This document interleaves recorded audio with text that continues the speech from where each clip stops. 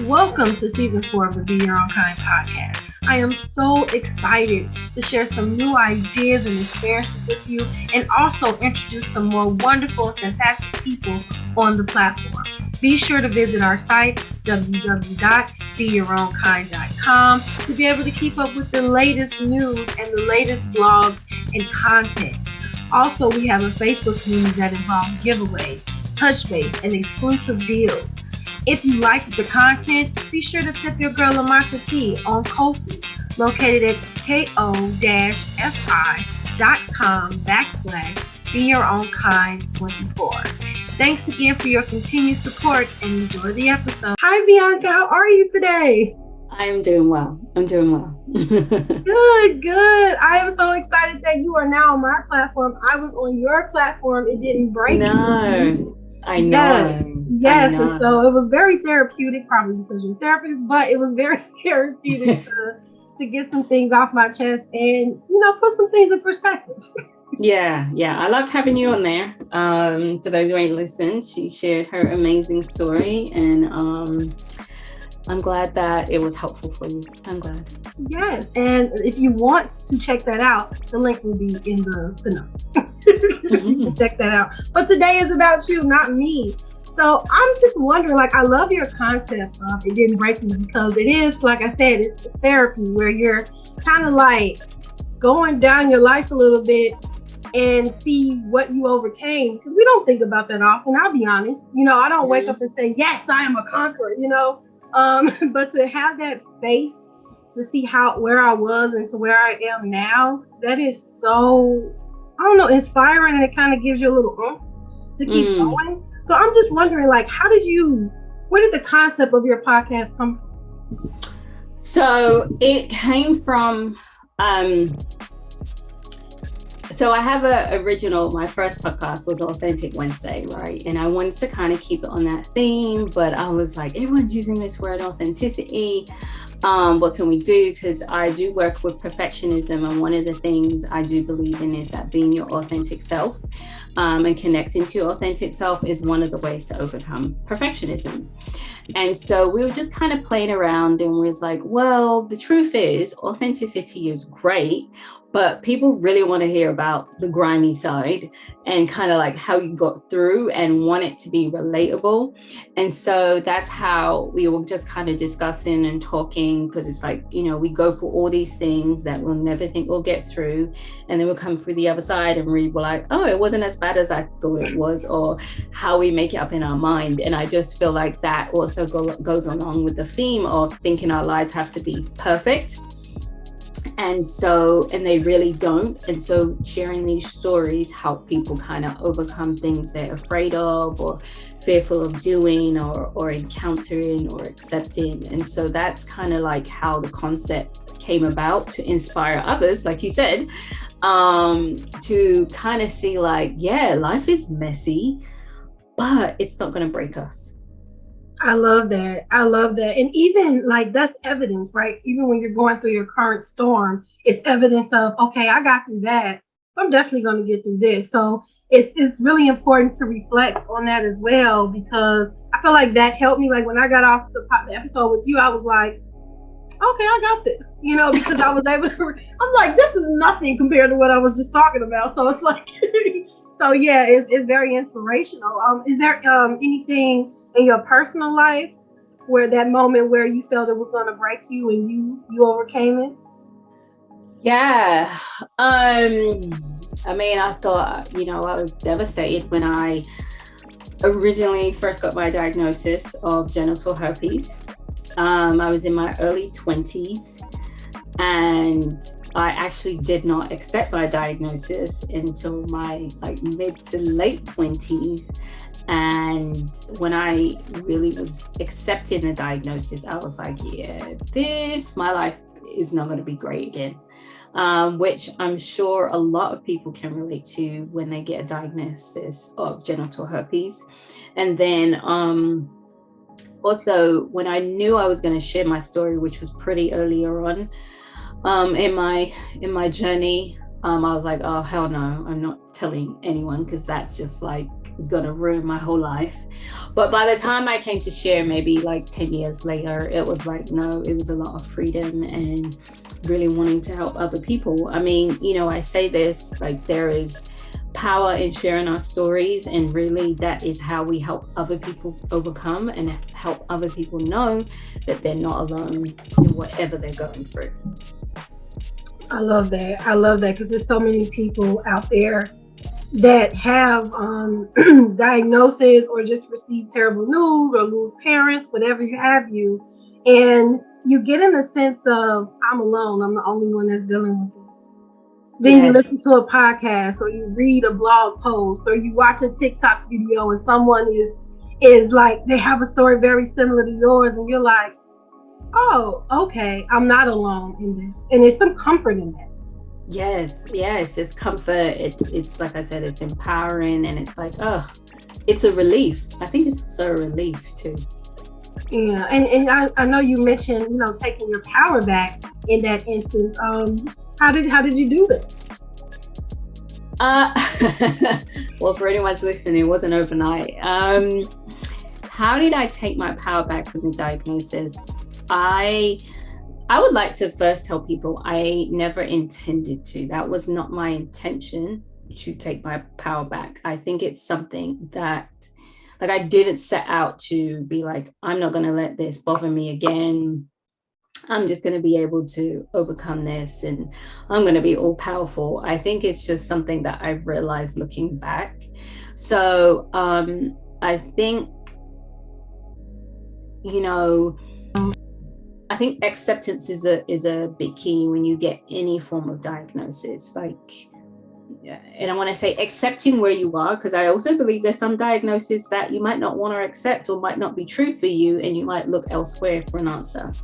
So I would just say accepting where I was in terms of saying, okay, I really do have this diagnosis, number one. And also at the time I had the diagnosis and wasn't telling any sexual partners and still sleeping with them. So it was like, I have this diagnosis, and if I continue to do this, I'm going to hurt someone really badly. And I think that was part of the journey of kind of just acknowledging that. And then I always tell people it's not until maybe a few years after that when I actually decided to be celibate and was going to church and to groups and really getting more and more help and discovering who I was and my identity, that I feel like I became more secure in who I am and knowing my worth, and that my worth is more than my identity. And so I always like to share with people that my journey was not, I got their diagnosis, I accepted it, I told people, and then I sought help. That's not how it went. And I think it's just, I don't know. I just feel like it was things that happened along the way that got me to this place to be like, no, I'm way more than that. And then I think realizing that I'm more than my diagnosis, realizing how worthy I am, and I'm not just these things that society says I am, and seeing my intrinsic worth kind of overshadow all the fears and of being unwanted, not feeling seen, or perhaps I'm going to be unlovable. With the diagnosis kind of enabled me to take my power back in that regards. But I definitely am a believer that you have to see you in order to take that power back. It's great when other people see us. I think it's helpful. But if you want to go a step further and have more depth and more of its foundation, you have to see you. I agree with that because people mirror how we they treat us how we treat ourselves. I do believe that. I was just having a conversation earlier where someone said they felt, disregarded. I'm like, when was the last time you regarded yourself? Because no one should ever regard you more than you regard you. When people give us compliments and people pour into us, that should be extra because we should be pouring into ourselves on a daily basis. So I love that you said that. I love it. I love it. Yeah. I love that. I love that question. I asked a similar question when people say to me, and clients come in and say they don't feel seen. So then I ask them, well, when do you see you? And they look at me like, what? And I'm like, do you see you? Because, you know, if you don't see you, then, you know, that's the most important part. So I love that part about regarding yourself. I love that. Yeah, and I know my therapist, actually, I'm not going to take 100% credit for that, but my therapist always used to throw that back at me. Like, I feel ignored. Well, are you paying attention to yourself? And I used to be like, quit asking these questions, but she made a point. And so now I'm convinced that everything begins and ends with me. That has to do, you know, toxic situations, toxic people, good energy, good people. It all starts and ends with me. So that was like a very big point I learned with it. Yes. Because no matter what you say, they're always going to turn it back to you. Yeah, because that's who's in here, not anyone else. People are always surprised that you're in here. I can't account for them. I can help you, you know, deal with the situations, but I'm always, we're going to come back to you. Yeah, but in the beginning, I'm like, no, I'm talking about this person. I'm talking about.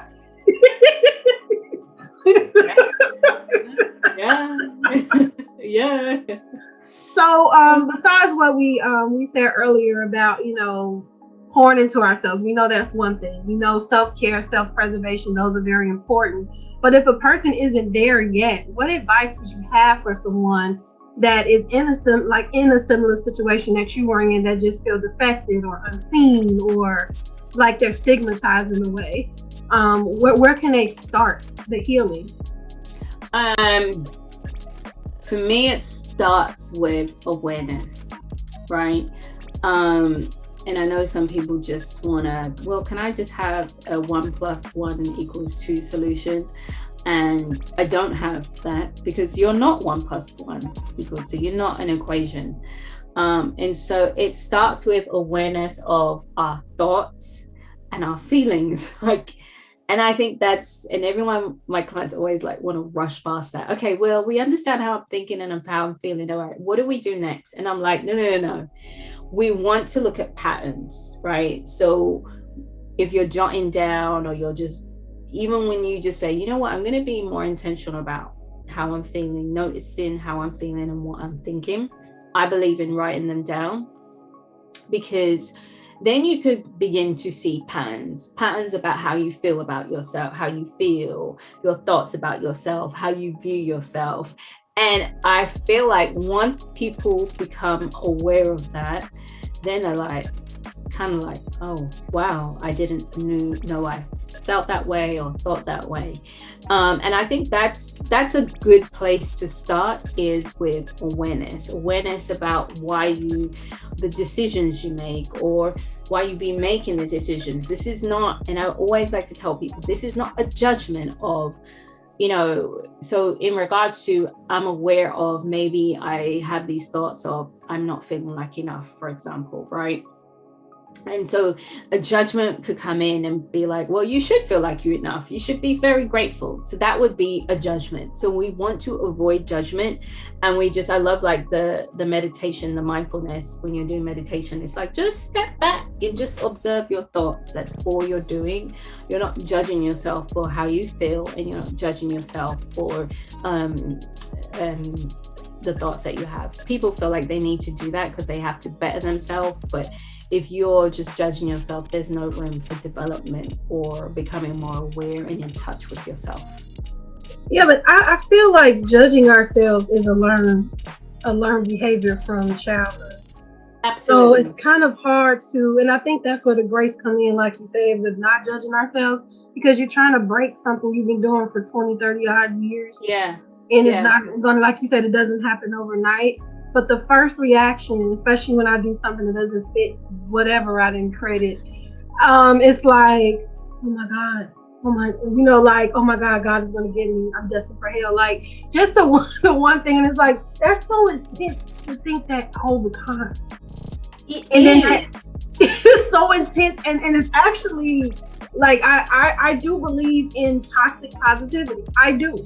Mm-hmm. Where you can just be so positive, where it's unrealistic. Like you don't allow yourself to feel anything. Yes. You know, and and it's a lot of pressure. Like when you mentioned earlier perfectionism, that is a lot of pressure. It's so funny. I just did a video on that today. Content creation, and one of the things was I was saying, a lot of people, might look at me and feel like, why do you talk about perfectionism? What's wrong with it? And I'm like, well, what's right with it? What is right with it? Like you said, and one of the things I mentioned is it causes anxiety, it causes insecurity, it causes all this pressure of these unrealistic expectations that come from society, which, like you said, also form the judgments, right? So that would be going to identifying whose voice is that? Is that your voice when you're judging yourself, or is that someone else? Because most of the time, it's not really you. I like that. It's a seed that has been sown, that has grown and grown and grown and grown, and you realize, like, well, where did I get that from?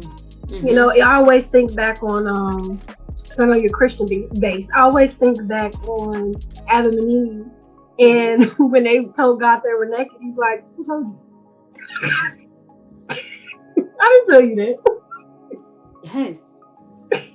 It's like, where did that come from? Because that didn't come from me.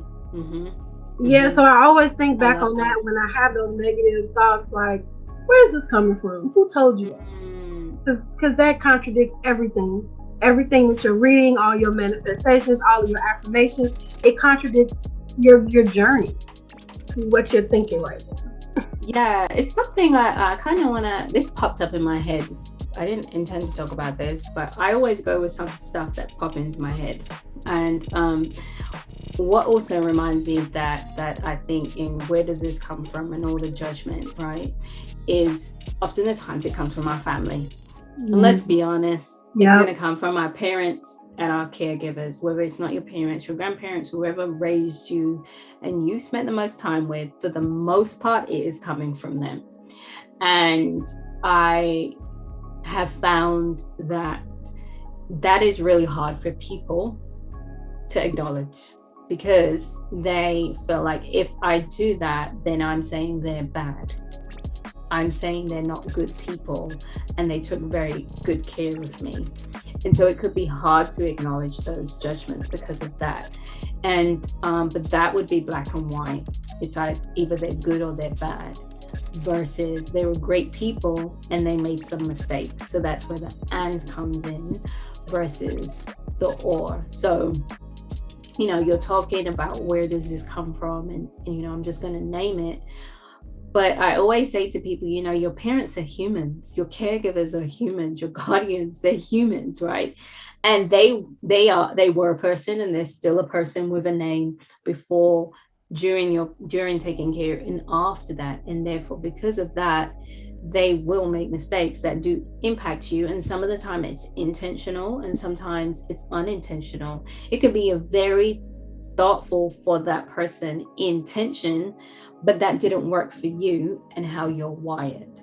And I think if we can take that away, that can also help us with some of those judgments and knowing that's not our voice, that our parents or caregivers are imperfect. And that was a hard thing for me to learn. So you are right to just admit, like, Mom, when you did this, and my mom would, be like, but I did my best. I know you did your best, but it unintentionally kind of made me a way. Or Dad, when you did this, it unintentionally made me a certain way. And I understood and kind of had more mercy for my parents the older that I got, because they also had a childhood. They also had parents that were doing the best they could with what they had. And so they're not only are they trying to work through that and heal through that, now they're responsible for a whole person. Yep. And now they're trying to do the best that they can and not repeat. And sometimes they do repeat what their parents did. But the base of it was they loved me and they did the best they could. But that doesn't mean I wasn't affected by some of that stuff. And I had to, like you said, I was like, my parents did the best they could. They couldn't, it's that guilt, but it doesn't make them bad parents. It just makes them human beings. And when I started seeing them, go ahead. No, you go ahead. When I started seeing them as human beings and not superheroes, I feel like our adult relationship improved. Oh my God, that's such a good quote. When I started seeing them as humans and not superheroes, ooh, that is so good. That is so good. I love that. Yeah. And go, what were you about to say? I'm sorry. No, you're fine. Oh yeah, I was just gonna say that when we don't acknowledge, the thing about that is, like, you know, going back to your regard, is we are now invalidating our experience and how we feel. And it goes back to honoring ourselves, taking care of ourselves. And so if we don't say how my parents did something or said something hurt me or impacted me, then we're just continuing to harm ourselves. That's true. And that was a lot of years of my therapy. And like I said, it helped me take the cape off of my parents, and we have a more down to earth and realistic, you know, relationship, because I don't expect them to be perfect. Just like I'm trying to be perfect, I'm expecting them to be perfect, and neither one of us can reach those expectations. Yeah. Exactly. You had some great therapy. Thanks. I've been in this since 2020. But yeah, see, look at you. You're being a therapist again to me. Okay, so I can't help it. Speaking of being a therapist, I know you are Christian based. And what kind of therapy options do you offer your clients? So I like to identify myself as a Christian, but not necessarily a Christian therapist. And so what that means is, so I went to a faith-based school. I went to Richmond. It was a faith-based school. So we did the regular modules that you would do in any mental health counseling master's program. And then we had spiritual classes added on to that helped us understand ourselves as counselors. What does it look like when we go into practice? And then also how to incorporate Christianity into therapy for the clients that need it. So what that really means to me is I identify first just as a licensed professional counselor who is Christian. And then for those who want the incorporation of Christianity, they request it. And so there are a lot of people who do seek me out.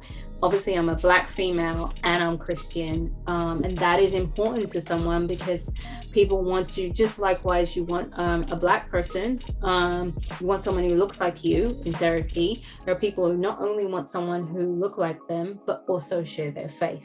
And so they can feel more free and more open. And so that's how it kind of looks for me and kind of comes up for me in that regard. I love that because, you know, if this is probably off subject, but it's like you're talking. No, go ahead. And you're talking about the Holy Spirit told you something. They're like, disappointed. Exactly. Exactly. And that's exactly. Who is the Holy Spirit? What do you mean? What are you talking about? Yeah, exactly. She's hearing voice. Oh, yeah, God's talking to me. What? She's hearing things. So knowing all of the language and being able to understand that and relate that does help people to be free. Just like if you have a Black therapist, it helps you to be free. It's or a female or male, whatever the case may be. Like, you know, I always say to people, like, if you can find the person you want to the exact T, go for it. Yeah, because finding a therapist is almost like finding a spouse. Yes. You are dropping some gems today, Anita. Because it might not work. The first one might not work, might not be a good fit, and somebody was telling me don't stick to them because, you know, out of obligation, you can break up with your therapist. Yes. Even if you've been with them for a long time and it's no longer, you kind of like hit a ceiling. It's like, okay, you can move on to somebody else. So it's like dating. Yes. I say that is, you took the words out of my mouth. I explain that to people all the time. You have the right to choose. You might not always find the right one right away. Sorry. Give it a try, 1 or 2 sessions. You don't like it, move on. It is totally fine. I love that. I love that. So here at BYOK, we have a signature question. And Mhm. that is, if you could describe yourself in one word, what would it be and why? One, you should see my face, my eyes. I did. You was like, what? If I did, I feel like someone asked me this the other day. If I could describe myself in one word. I'll give you two if you want.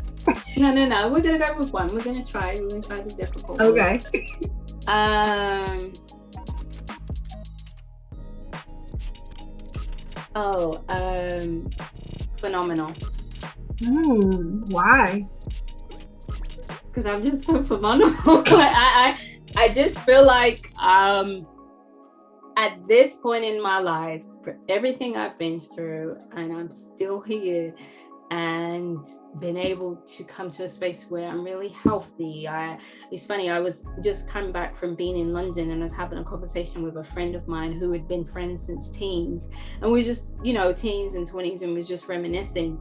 And I was sharing how insecure I felt, and she was like surprised. And I was like, no, I didn't feel very confident. I was very insecure. I'd say I was somewhat insecure. And now, I'm definitely more secure, more confident. I am in a space of my life where I'm definitely in the will of God and what He has called me to do. And it just is a space of freedom and enjoyment and fun. And I just think that is just my ability to do that and be where I am, with God within me, is because of who I am and who He has created me to be. And I just think, God's phenomenal. So I'm phenomenal. I love that. You're a reflection of Him. I love that. Yeah. I love everything about that. Is there anything else you want to add? Oh, where can people find you? That is a very important question. So you can find me, my website is probably the easiest, authenticallybu.com. That's also the name of my Instagram, where I'm on the most. And then also the podcast, itdidn'tbreakme.com is the website, but you can also just search it on all platforms, It Didn't Break Me. But my website has all of my information and contact, and Instagram. Those are the best two places to kind of get a hold of me and connect with me. And then just listen to the podcast for some inspirations about people sharing their stories about things they didn't think they could come back from. So would I like to leave anything? Yes, I do. I talked earlier about identity and knowing who you are and how much that has helped me. And I have found that your identity is your foundation. And so once you're able to discover that, like, and connect to that more and more, you will feel definitely more secure. And once you discover that, you will realize that you are a gift to this world, and you shine a light for a certain group of people or a certain person. And so I would say connect to that gift and shine that light, because you are restoring power into someone else's life. I love that. I love that. I love that, because what doesn't break us gives us the ability to help someone else not break. Exactly. Like I said at the beginning, we are not alone. We're not in this world together. So we're not in this world alone. We're not meant to be alone as humans. We're all here to give each other a gift. I receive from you, you receive from me, and vice versa. That's how it goes. I love that. I just love talking to you. Yes, I love it. Thank you. I could just sit and talk to you all day. Anything else you want to ask me? I'm open. I know. I don't know. So what made you get into therapy? Because you're really good at what you do. So what made you become a therapist? You know what? My brother asked me this the other day, but so this is a second career. I used to work in the travel industry for 10 years. Mm-hmm. And it's so funny. Like, I just came back from being home for 3 weeks. And so I'm literally reflecting on my whole life. And it happens when you go home. And so I wanted to be where God called me to be. I wanted to do what I was created to do. And after about a year of prayer, doing some volunteer work and reflecting on what I'm good at, what I enjoy, funny story. When I reflected, I've worked in the travel industry for 10 years. I realized the closest thing that helped me realize what I wanted to do was when I used to teach pole dancing. Yeah. Wow. Yeah. I realized my ability to empower, to encourage, and support, and all of those things. A good part of it comes from there, as well as my own experience of like spiritual counseling and things like that. And so I decided to go back and do my master's, and in doing that and being there and being refined in the process, I just knew it. And it's so funny, it literally is a natural gift. But I tell people, we have this thing called A-levels that you do when you leave school. So you do it at the age of 16. And I initially went to study psychology, and I dropped out because I didn't really like the course or the teacher. And now here I am. Still there, led you right back. Right back. All that whole diversion, and I'm here. And it is a gift. It is a gift. And I'm so glad I've been able to connect to the gift that I have. I never realized it, but it's here, and I accept that gift, and I appreciate that gift. Yeah, it's definitely a gift. Like you are a very great active listener too. Because I'm learning communication is not just about speech, but it's about hearing, listening. Yeah. Actively, not just me asking you a question and not hearing nothing you said, and just ask you another question that has nothing to do with what or I'm preparing a response while you're talking, which is why most arguments happen. So yeah.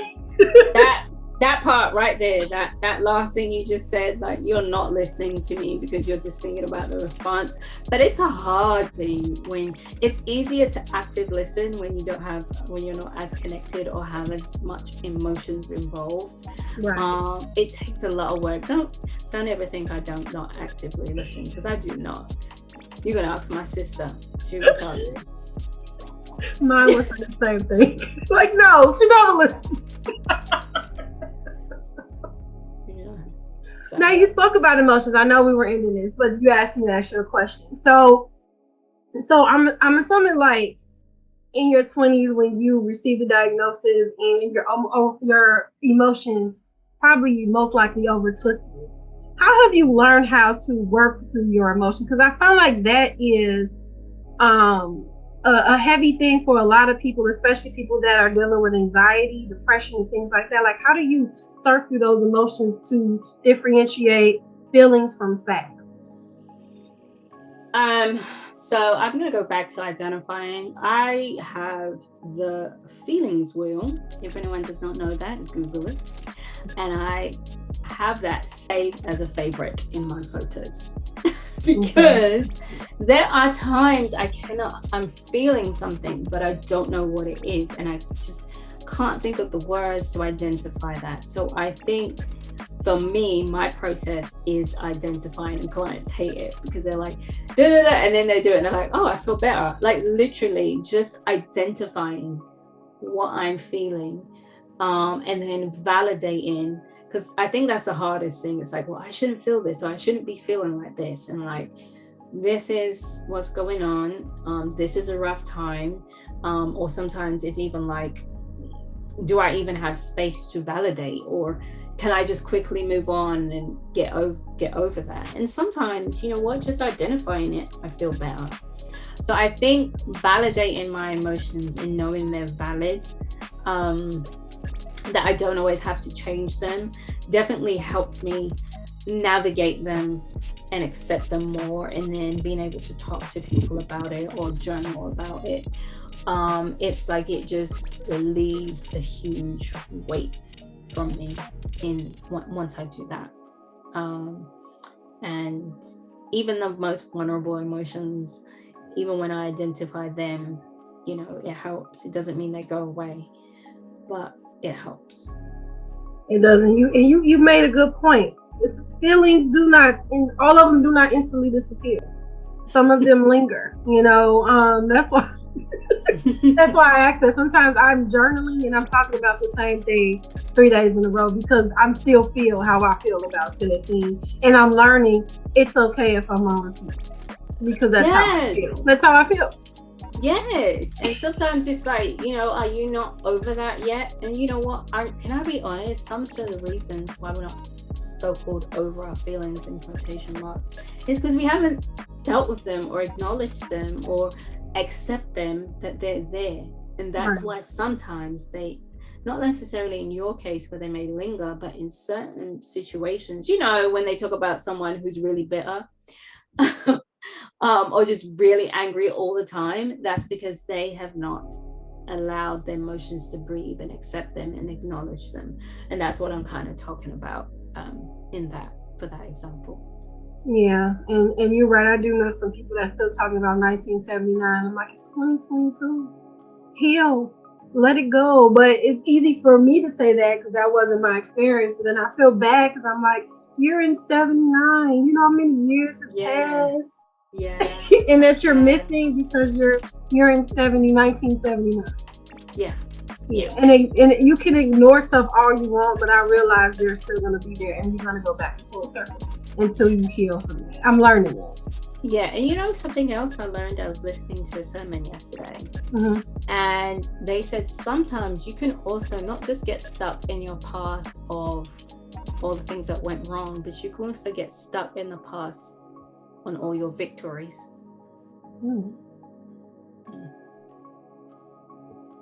So you could be stuck in high school football champion or whatever. Exactly.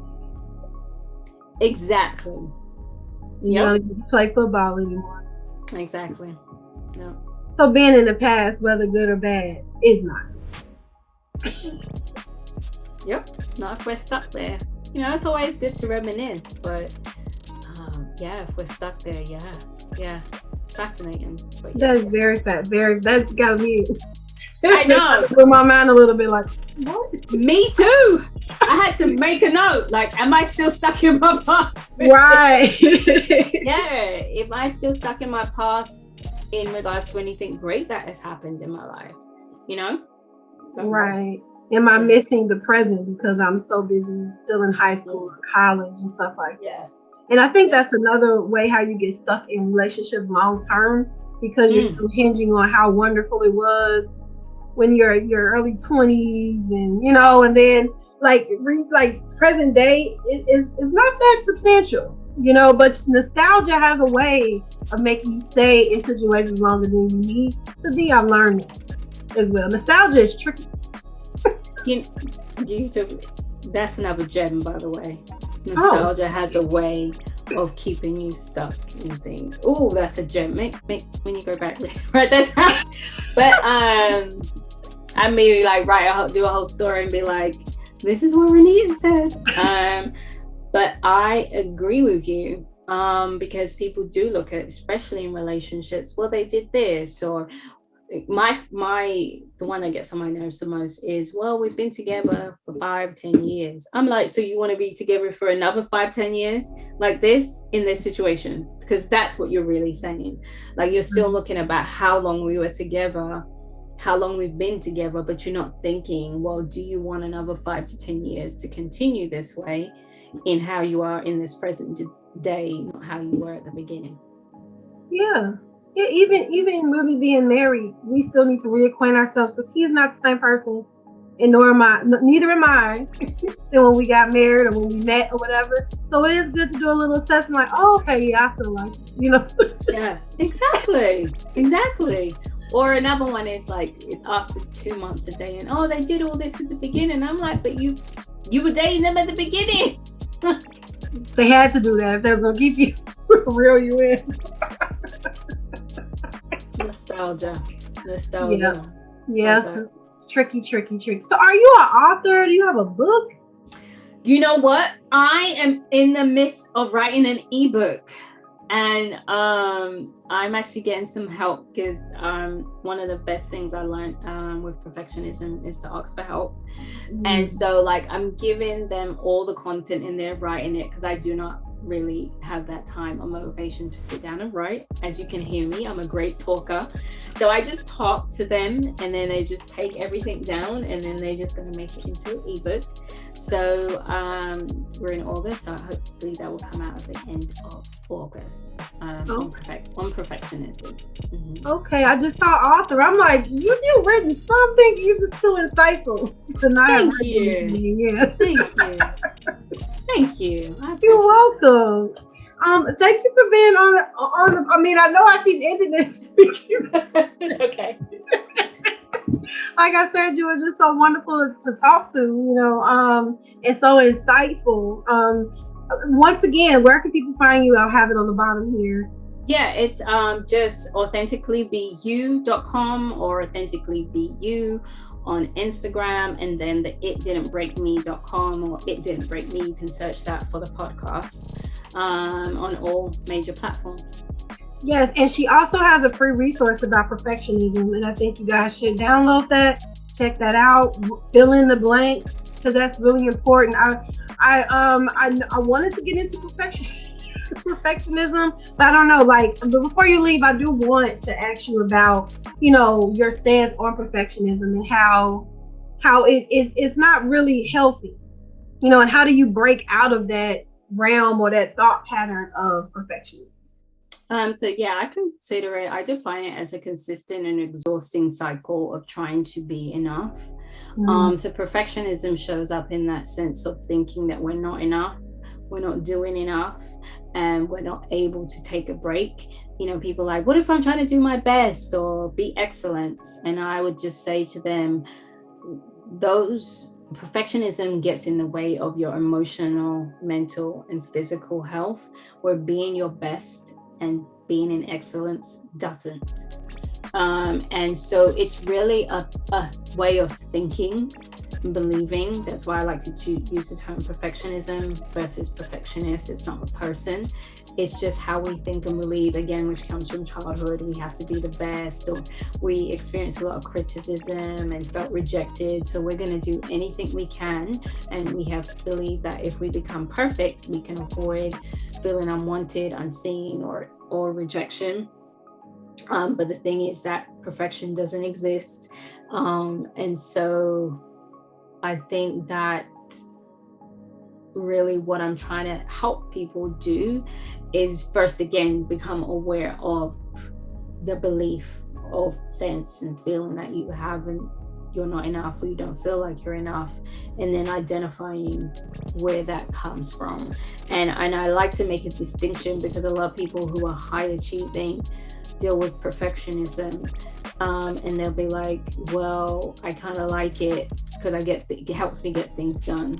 And I like to make people know, no, you help get things done, not perfectionism, because perfectionism is a thought process, whereas the skills and resources you have, such as you're determined and you're focused, and you're resilient, those things are inside of you. That's not perfectionism. I love that. Once again, it starts with self, giving self credit. Nothing we can do about us, and we can't skip self.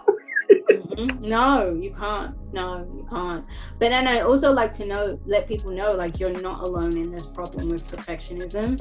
And I do think it's important to have help and support when working through this, and not to do it alone. And because there's a lot of shame that surrounds it, to admit that you don't have it all together. And so, this is not a journey you do alone. Right. And do you think perfectionism and imposter syndrome, that goes hand in hand? Yeah. So imposter syndrome, hand in hand, in the sense that with imposter syndrome, you never feel like you have all the answers or you have all the information, right? And so one day you feel like you're going to be found out, like you're a fraud. And that's where that perfectionism comes in, feeling like you have to have all the things to get started. Kind of like some of that procrastination, and that you don't see yourself and you don't feel like you're perfect enough. So why am I here? That's, kind of that imposter syndrome. But most high achieving people probably deal with imposter syndrome and perfectionism.